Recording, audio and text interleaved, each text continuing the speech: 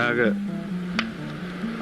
ауылда жүрген кезде кейбір ауылдың балалары жүгіріп келеді де, мен аға балам, мен Мұстафа Өзтүрік болам, анау мынау деп, сол енді кішкентай балалар мені жақсы көреді ғой. Иә. Мен айтамын да, сендер Мұстафа Өзтүрік болмаңдар, сендер ғалым болыңдар, сендер жазушы болыңдар, сендер ақын болыңдар, сендер философ болыңдар. Ол мен ең оңайын тапқамда, ең оңай деген былай қара күш, енді былайын айтқанда.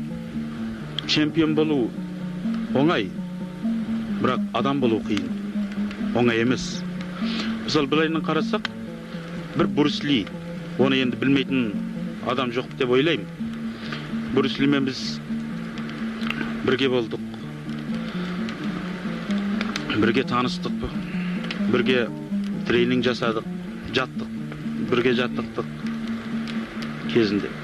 Оның істеген қызметі, ол тек қана спортшының несі емес. Ол, мысалы, айтқанда Брюс Ли әлем чемпионы болған жоқ. Бірақ әлемдердің ішінде қанша әлем бар, менің өзі білуім бойынша Брюс Лидің істеп кеткен қызметі өте үлкен. Ал кімге қызмет істеді?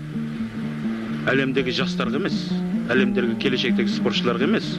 Брюс Ли еліне қызмет істеп кетті.